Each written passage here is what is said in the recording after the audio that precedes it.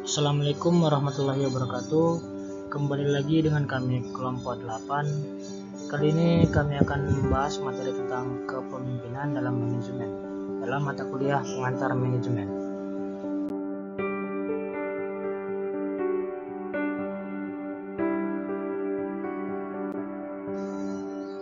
Dengan saya sendiri, Karina Lululimbong, dan teman-teman saya, Febrina Amelia Utami, Windy Trinadia, dan Latifa Azhara Nasir.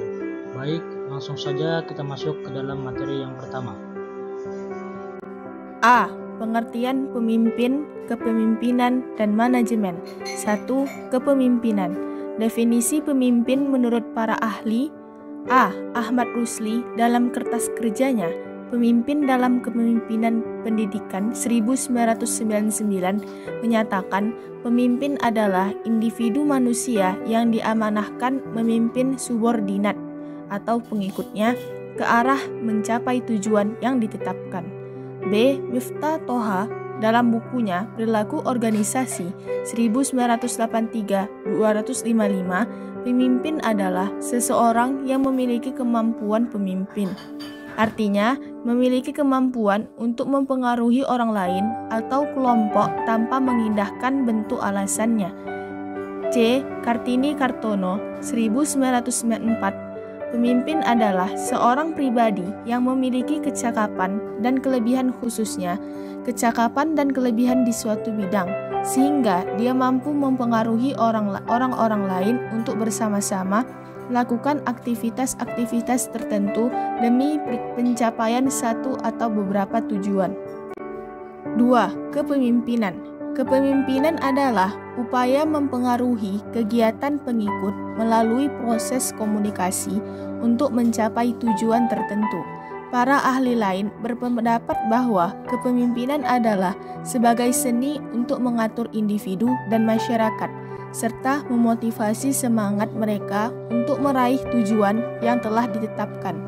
Pendapat lain menyatakan bahwa kepemimpinan sebagai seni untuk mempengaruhi dan mengarahkan orang lain dengan metode tertentu agar mereka berusaha untuk taat, loyal, dan membantu dalam satu cara untuk mencapai tujuan yang telah ditetapkan. Menurut Hikmah 2009, kepemimpinan adalah proses pelaksanaan tugas dan kewajiban individu. Kepemimpinan merupakan sifat dari pemimpin dalam memikul tanggung jawabnya secara moral dan legal formal atas seluruh pelaksanaan wewenangannya yang telah didelegasikan kepada orang-orang yang dipimpinnya.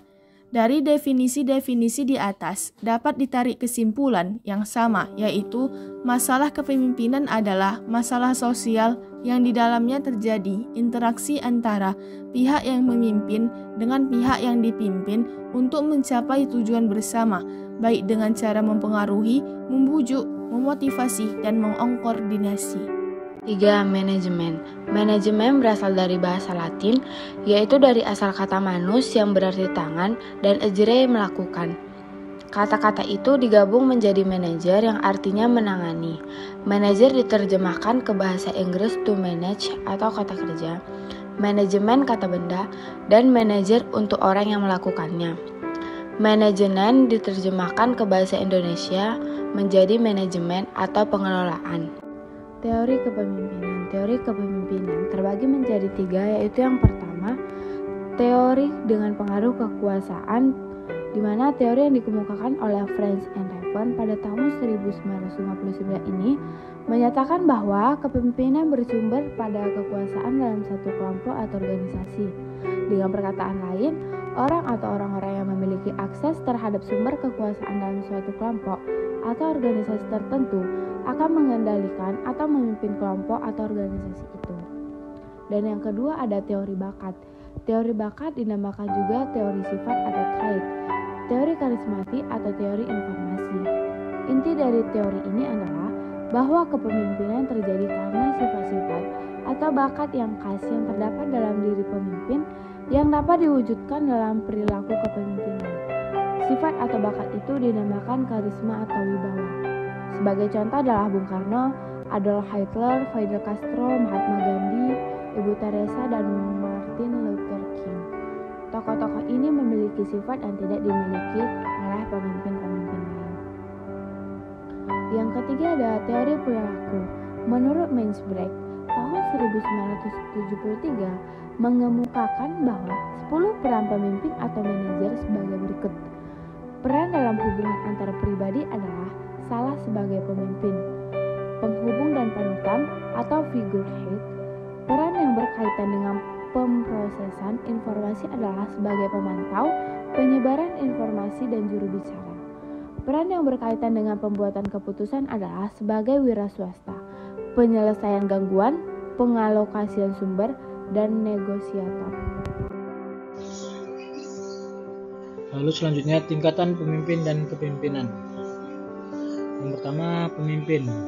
Tingkatan dalam pemimpin yaitu top management yang juga sering disebut dengan istilah administrative management.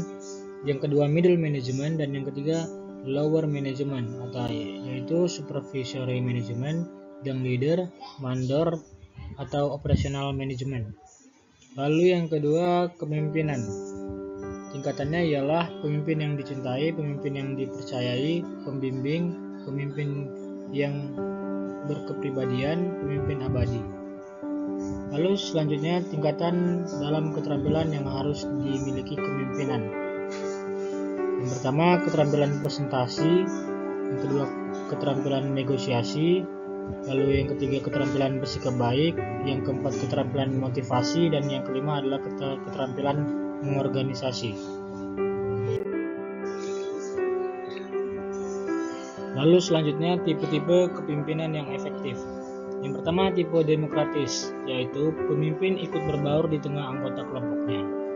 Hubungan pemimpin dengan anggota bukan sebagai majikan dengan bawahan, tetapi lebih seperti kakak dan saudara-saudaranya. Lalu yang kedua, tipe otoriter.